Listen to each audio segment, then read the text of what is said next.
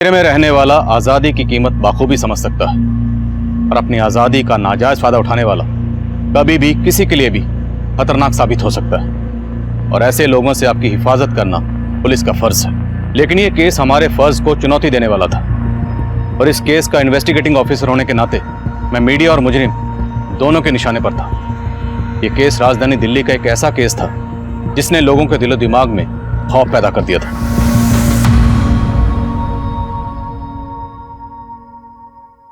ज्योति, अरे सब लगाया नहीं अभी तक? बस आप लड़के वाले आ जाएंगे तभी करेगी क्या? नताशा, जी सारी पढ़ाई बेटा आज ही करोगे या देखो नंदिता तैयार हुई कि नहीं? जल्दी जाओ। तुम तैयार नहीं हुई अभी तक? अभी तैयार हो गए क्या फायदा पापा, लड़के वाले अभी नहीं, शाम को 5 बजे आएंगे। 5 बजे? नहीं 11 बजे का टाइम दिया है। पर पापा आपने जिस लड़के को टाइम दिया है वो तो अब नहीं आ पाएगा, लेकिन हाँ मैंने जिस लड़के को शाम 5 बजे का टाइम दिया वो ठीक शाम के 5 बजे अपनी मम्मी के साथ यहाँ पहुँच जाएगा। नंदिता, मैंने तुमसे पहले ही कहा था तुम उस लड़के से शादी करोगी जिसे मैं पसंद करूंगा। पर पापा वो तो आ ही नहीं पाएगा, आप चाहो तो उसको फोन करके देख लो।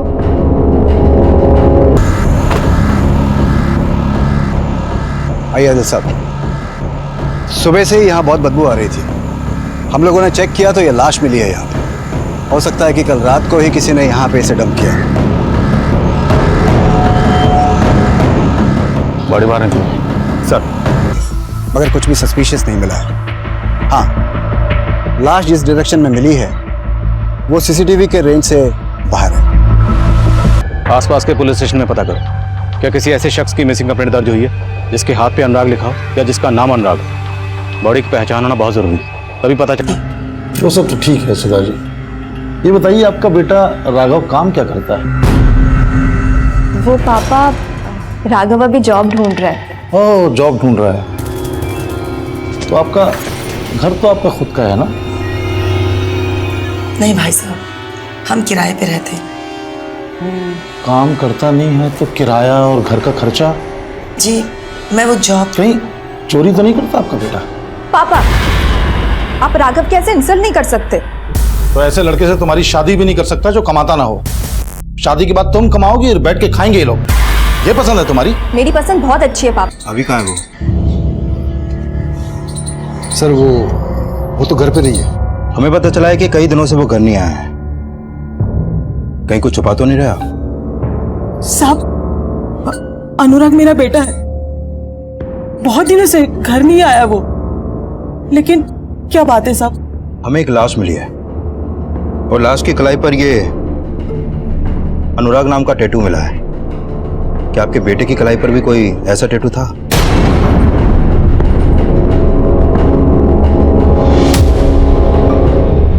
अनुराग, अनुराग।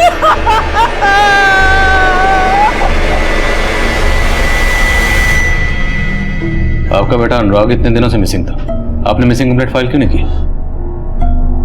दरअसल वो घर से नाराज होके गया था और हमें लगा किसी दोस्त के घर होगा। इससे पहले भी कई कई दिन वो घर नहीं आता था। किस बात से नाराज था? साहब वो अब घर में थोड़ी बहुत तू में तो होती रहती है और कोई खास बात नहीं थी साहब। आपके बेटे का कत्ल हुआ, ये तो खास बात है ना? साफ साफ बताइए, क्या छुपा रहे? साहब हम कुछ छुपा नहीं रहे। आपने बताया ये कई दिन घर नहीं आता था, तो जाता कहाँ? कुछ नहीं मालूम साहब। हाँ, जिस दिन वो घर से गया था अपनी माँ को नरेला बोल के गया था।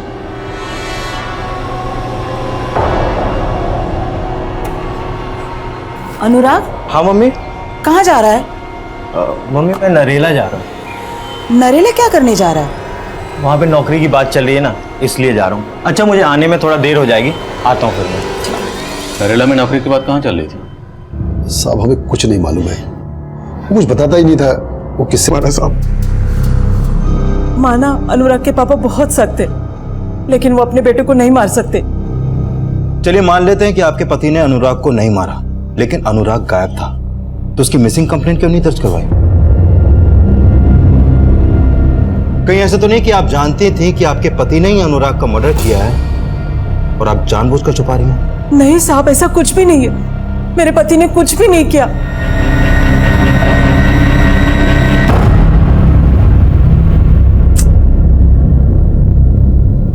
क्या हुआ?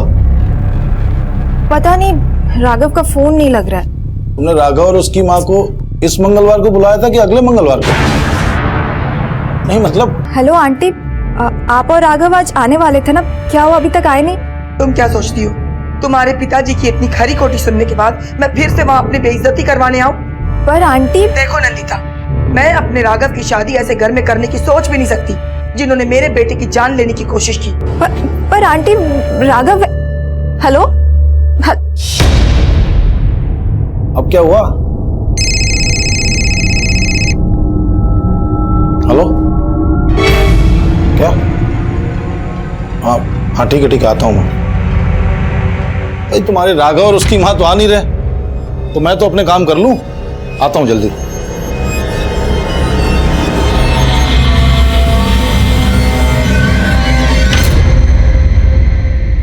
सर हमने सुखराम। सर अनुराग का फोन 16 सितंबर को नरेला में ही बंद हो गया था। सर इसके कॉल रिकॉर्ड में नरेला के एक पीसीओ का नंबर मिला है और अनुराग को लास्ट कॉल उसी पीसीओ से की गई थी। उड़ा दिए तोता। सर हमने उस पीसीओ के आसपास भी पता लगवाया लेकिन कुछ मिला नहीं। सर इसके अलावा इसके कॉल रिकॉर्ड में एक परी नाम की लड़की का भी नंबर मिला है। ये उसका फोटो सर, ये फोटो में मोबाइल नेटवर्क सर्विस प्रोवाइडर से मिला है। सर परी का फोन नंबर वेस्ट बंगाल के एड्रेस पर रजिस्टर्ड है, लेकिन इसका फोन कई दिनों से बंद है। लेकिन सर परी और अनुराग के बीच में काफी कॉल्स होते थे। अफेयर का एंगल भी हो सकता है। अफेयर का एंगल? अनुराग का सिर्फ सर ही नहीं काटा गया, बल्कि अनुराग का प्राइवेट पार्ट भी काटा गया। और अब हमें अनुराग के कॉल रिकॉर्ड से एक ऐसी लड़की का नंबर मिलता है जो नंबर काफी अरसे से बंद है। पता लगा अनुराग का इस परी से क्या ताल्लुक है और इस परी के गायब होने का। दिल्ली में 2 लाशें 2 हफ्ते के अंदर जेल के बाहर मिली हैं और इस लाश का भी पहली लाश की तरह सर गायब है। लगता है पुलिस टीम आ चुकी है। आइए हम इनसे कुछ जानकारी लेते हैं। सर कुछ तो बताइए। जैसा कि आपने अभी देखा, पुलिस टीम आ चुकी है। सर इस आदमी का मर्डर भी सेम मोडस ऑपरेंडी से किया गया है, लेकिन इस बार लाश नाले के बजाय जेल के एकदम नजदीक फेंकी गई है और इस बार सर काट के गले पर मटका रखा गया है। बॉडी पर सर की जगह ये मटका, मटके पे स्माइली। आखिर मुझे हम साबित क्या करना चाहता है? सर बॉडी पर बंधे कपड़े से इस बार ये लेटर भी मिला है। बोलो सर।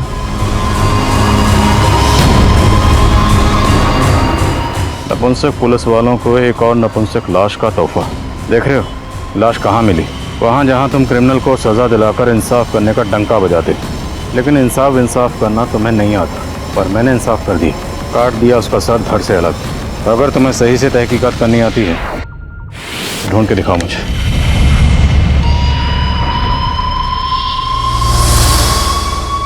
जेलर साहब, आपकी जेल के बाहर एक के बाद एक 2 लाशें फेंकी गई हैं। आखिर चक्कर क्या है? चक्कर क्या है ये तो आपको पता करना है आदिल साहब। जवाबदेही आपकी बनती है जेलर साहब। लाशें आपकी जेल के बाहर मिल रही हैं, मतलब साफ है जो भी यहाँ लाशें फेंक रहा है उसे पता है कि लाशें फेंक कर आराम से यहाँ से जा सकते हैं। उसे आपकी सिक्योरिटी या स्टाफ की कोई परवाह नहीं। आप हमें ब्लेम कर रहे हैं? सर हम अपना काम कर रहे हैं। आपने अभी कहा यहाँ पर लाशें कौन फेंक रहा है ये पता लगाना हमारा काम है और हम वो पता लगा कर रहेंगे। ठीक है, रेड लाइट एरिया में एक्टिव रहता था। Red light area? तो हो सकता है ये परी प्रोस्टिट्यूट हो। इस परी का जिस भी एरिया में नंबर एक्टिव रहता था वहां अपने खबरों को काम पे लगाओ। लेकिन एक बात है सर, अनुराग की तरह दूसरे आदमी का भी प्राइवेट पार्ट काटा गया था। अगर परी वाकई में प्रोस्टिट्यूट है तो एक प्रोस्टिट्यूट ऐसा किस मकसद से करेगी? अभी तक हम यही मान रहे हैं कि अनुराग और परी का आपस में अफेयर रहा होगा, लेकिन अब हमें जो दूसरी लाश मिली है उसका भी प्राइवेट पार्ट काटा गया। तो हो सकता है इन दोनों मर्डर्स के पीछे किसी ऐसी औरत का हाथ हो जो मर्दों से नफरत करती है, या फिर इन दोनों मर्दों से। दिल्ली में जितनी भी ऐसी इंस्टीट्यूटेड औरतें हैं जो इस तरह का कांड कर सकती हैं, सबकी लिस्टिंग करो। सर एक नंदिता नाम की लड़की आई है, वो बता रही है कि उसके फादर कल रात से मिसिंग है।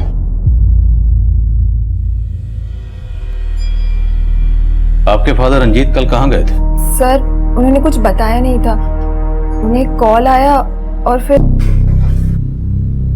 एक्सक्यूज मी जी, इंस्पेक्टर आदिल खान से मिलना मुझे। सर मैं यूपी पुलिस में हूँ, गाजियाबाद पुलिस स्टेशन में सब इंस्पेक्टर हूँ। सर मुझे आज सुबह एक नंबर से कॉल आया था, उसी बारे में मैं आपसे बात करना चाहता हूँ। बोलिए। हेलो अरे मेरे नौनियाल, क्या कर रहे बे? कौन बोल रहे? मेरा नाम सुनेगा तो तेरी टोपी खिसक जाएगी। जेल के बाद तेरे लिए एक तोहफा छोड़ा है, पिछली बार की तरह। जाके देख ले और बना ले अपना हैप्पी वाला बर्थडे। और लास्ट हमें यहाँ दिल्ली में मिली, तो किसी ने आपको वहाँ गाजियाबाद में कॉल क्यों किया? सर एक्चुअली ये मुझे भी बहुत अजीब सा लग रहा है सर। पर सर 15 दिन पहले भी मुझे ऐसे ही फोन आया था। मैंने गाजियाबाद जेल के बाहर जाके चेक भी किया मगर ऐसा कुछ मिला नहीं। जेल का कोई सरफिरा होगा, मैंने इग्नोर कर दिया। इग्नोर कर दिया? जी सर। आपको तो पता होगा ना कि 15 दिन पहले भी हमें एक लाश मिली थी। सर एक्चुअली मुझे तब इस केस के बारे में पता नहीं था और फिर मैं छुट्टियों पे भी चला गया था सर। किस नंबर से कॉल आया था? सर इस नंबर से आया। मैंने पता किया था कि नरेला के किसी पीसीओ का नंबर है सर। नरेला का पीसी?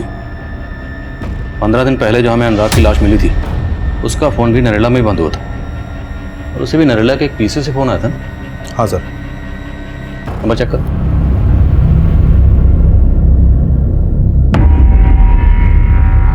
नहीं सर, वो नंबर नहीं है। तुरंत नरेला जाओ और पीसी वाले से बात करो और देखो वहां कोई सीसीटीवी है या नहीं। Okay sir. Excuse me. बोलो अभिषेक। सर मैंने नंदिता से लाश की शिनाख्त करवाई। करता मैं अपनी माँ को समझा नहीं पा रहा हूँ। मुझे समझ में नहीं आ रहा मैं तुम्हें कैसे फेस करूँ। पर अभी मेरा मूड नहीं है तुमसे बात करने का, प्लीज। नंदिता देखो, ये जो प्रॉब्लम है ये मेरे और मेरी मम्मी की वजह से नहीं है, ये तुम्हारे पापा की वजह से है। मेरे पापा को कोसना बंद करो। कोसती तो तुम भी हो ने। हाँ, लेकिन वो वक्त अलग था। कल रात से उनका कोई पता नहीं लग रहा है।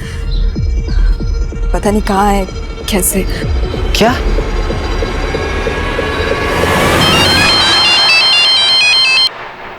हाँ विकास।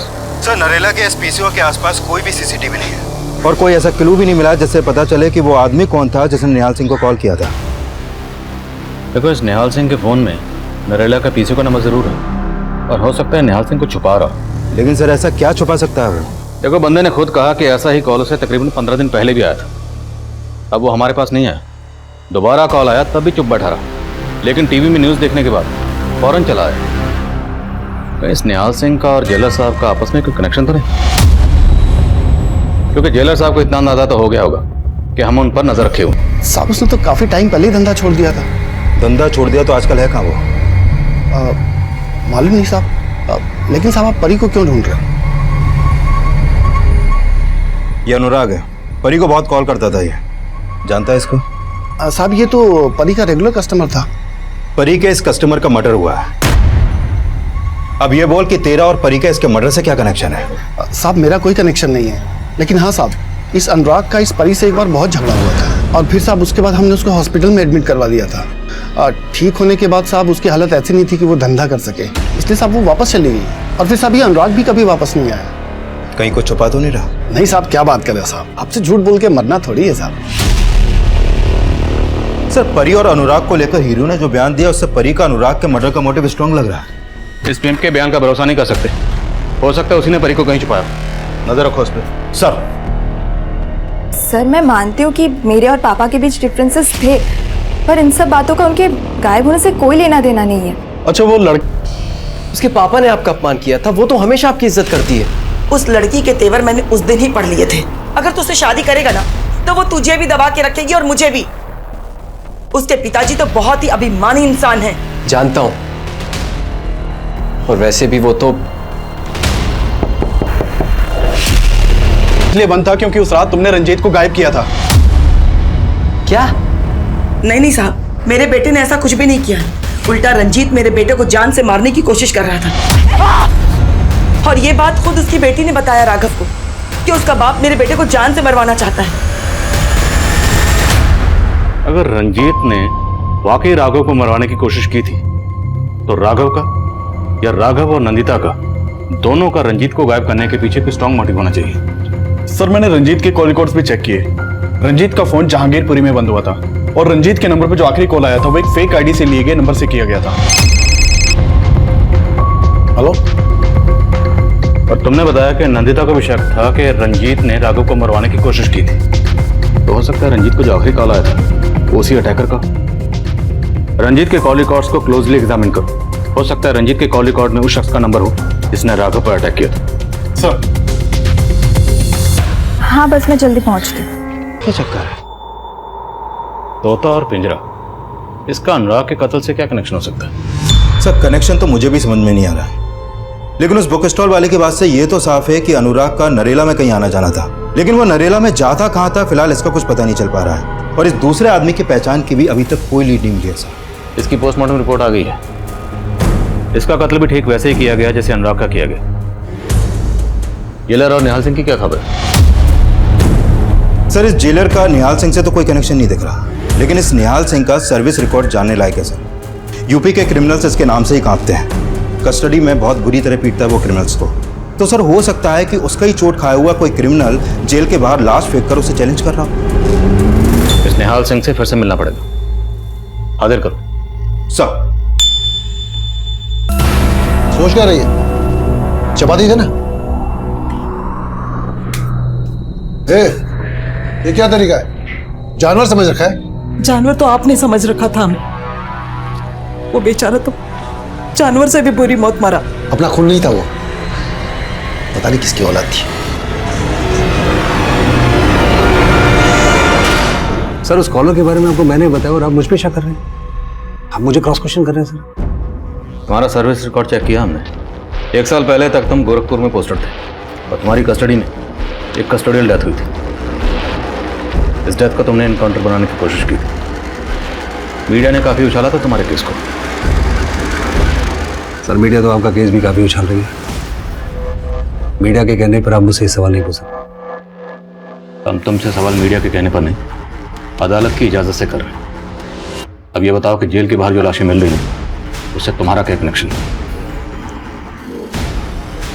और आपको क्या लग रहा है कि मैं डर जाऊंगा और खुद ये मानने लग जाऊंगा कि उस नरेला के पीछे से मेरा खुद को फोन करा है? नहीं सर, मैं अभी भी ये कहूंगा ऐसा कुछ भी नहीं है। आप मेरी वर्दी उतरवाने की कोशिश मत कीजिए सर। आप अपनी वर्दी संभालिए। 2 लाशें मिले आपके इस इलाके में और इससे पहले कि तीसरी लाश मिले अब जाके मीडिया को हैंडल करिए। सर मैंने नोटिस किया कि हमारे हीरो से मिलने से पहले उसका खानपुर में काफी आना जाना था, लेकिन जब से हम इससे मिले हैं ये खानपुर कभी नहीं गया।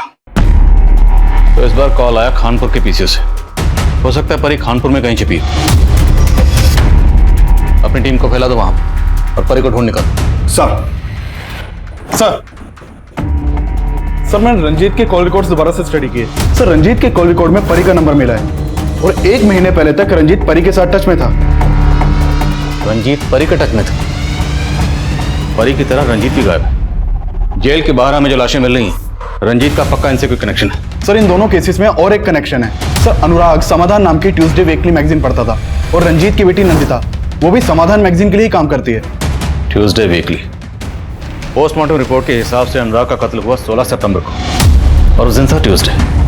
और फिर 14 दिन बाद 30 सितंबर को जिस दूसरे शख्स का कत्ल हुआ उस दिन भी ट्यूसडे ही था और रंजीत भी ट्यूसडे को ही गायब हुआ था। पूछताछ में पता चला था कि नंदिता हर ट्यूसडे को मंदिर जाती है और जिस दिन राघव के ऊपर हमला हुआ था उस दिन भी ट्यूसडे था। ये ट्यूसडे का कनेक्शन महज इत्तेफाक नहीं हो सकता। उठाओ नंदिता को। सर राघव, मुझे लगता है अब हमें वेट नहीं करना चाहिए। हमें पुलिस को इन्फॉर्म कर देना चाहिए। ठीक है, तुम घबराओ मत, मैं घर आता हूँ फिर साथ में पुलिस स्टेशन चलते हैं। ठीक है। लेकिन उसका फोन बंद आ रहा था। किसी तरह मैं हीरो से पीछा छुड़ाकर वहां से भाग गई। हीरो से पीछा छुड़ाना चाहती थी तो उसे पीछे से कॉल क्यों किया? साहब उसने मुझे डरा दिया था।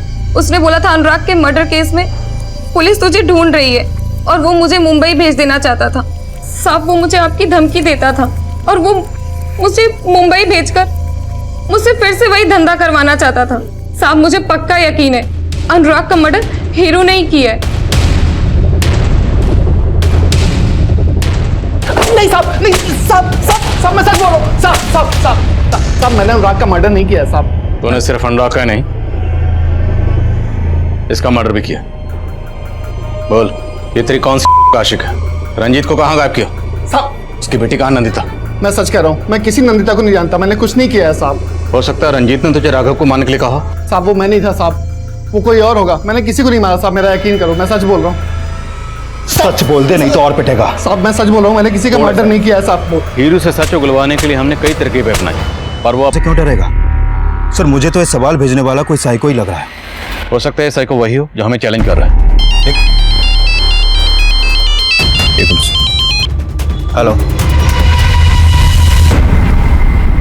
एक के बाद एक हमें 4 कटे हुए सर मिले थे। अब मीडिया ने इस केस की रिपोर्टिंग में तूफान मचा रखा था।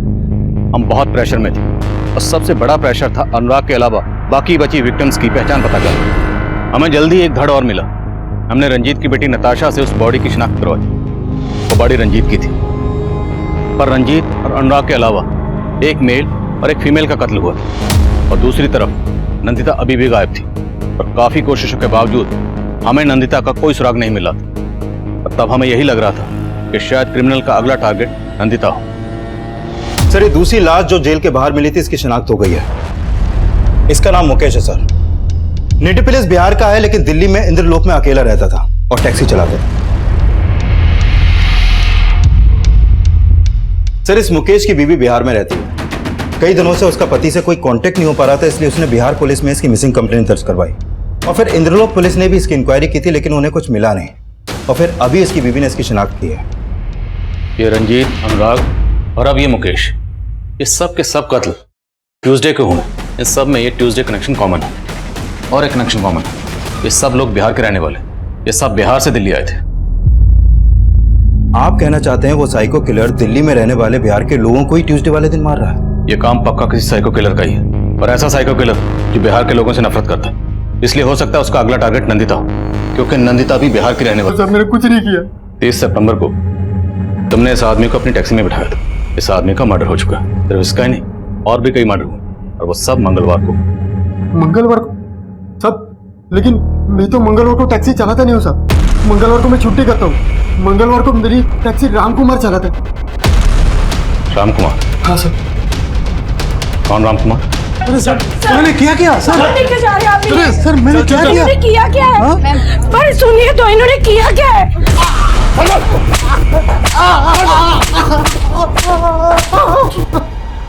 सर बहुत तोड़ा, लेकिन एक ही बात बार बार बोल रहा है। साहब, मैंने कुछ नहीं किया।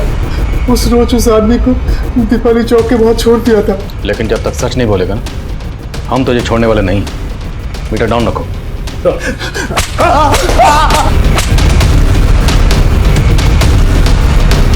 सर, हम सभी विक्टिम से जुड़े लोगों के बारे में पता कर रहे थे, तो पता चला कि नंदिता के घर में काम करने वाली मेड का पति अपनी बड़ी बेटी के साथ कई दिनों से गायब है। बोलो, कहाँ तुम्हारा पति? साहब, हमारा आदमी उसके गांव बहादुरगढ़ गया है, पर उसने क्या किया हमें कुछ भी नहीं पता साहब। सच। बोल।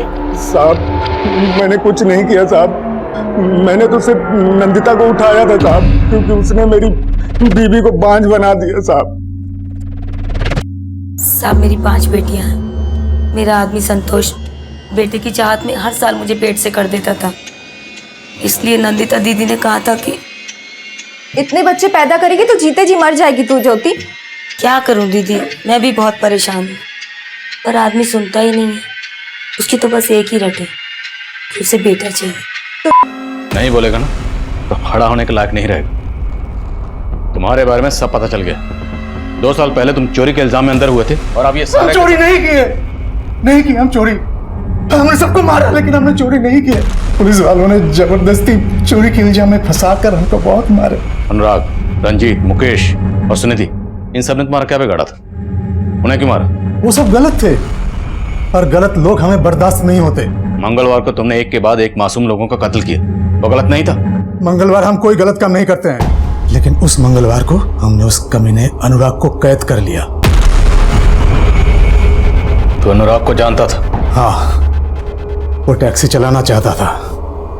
हम उसकी मदद करना चाहते थे। उस रोज उसको एक खाली पिंजरे के साथ देखा गया था। वो किसी तोते के उड़ाने की बात कर रहा था। वो सब क्या था? वो तोता हमारा तोता था। हाँ, उड़ा दिए तोता। उड़ा दिया, और किसी ने उसको कैद कर लिया तो? इसलिए तूने नंदिता के मैगजीन में वो तोते वाला सवाल पूछा था। तेरे जैसे मुजरिम को तोते की गवाही का क्या डर था? कोई डर नहीं है साहब। अनुराग को सजाए मौत देके पहला न्याय करने वाले थे, इसलिए हर कदम फूक फूक के रख रहे थे। उस मंगलवार को पिंजरे से तोता आजाद करके खाली पिंजरे में अनुराग को कैद कर लिया। अनुराग को मारने के बाद तुझे जोश आ गई, तेरी हिम्मत इतनी बढ़ गई कि तूने मुकेश की लाश के पास वो खत छोड़ा। अच्छा चमकाया ना सर, पर वो साला मुकेश हमको चमका रहा था, हमारे साथ टैक्सी चलाता था और उस मंगलवार को हमारे साथ बैठ के मांस खा रहा था। छी, अबे साले मंगलवार के दिन मांस खा रहा है। अरे मैं इन चीजों को नहीं मानता।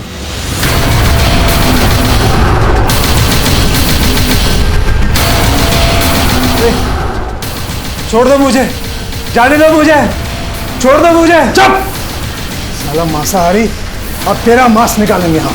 अनुराग और मुकेश की तरह रंजीत और सुनिधि को भी जानता था। अरे भाई साहब, क्या प्रॉब्लम है? अरे मेरी प्रॉब्लम है ना, तू गाड़ी चला, तेरे को क्या लेना देना। हम तो सबके मददगार हैं, बताइए तो सही, शायद हम आपके कोनो काम आ जाए। सर वो रंजीत ने बोला कि राघव नाम का एक लड़का उसकी बेटी के पीछे पड़ा है। हमने बोल दिया कि हम राघव से उसकी बेटी का पीछा छुड़वा देंगे। फिर एक दिन राघव को जानने हम पहुंच गए। हमने देखा वो तो सच्चे प्रेमी थे। हम भाग गए। वो सारा रंजीत हमसे झूठ बोला।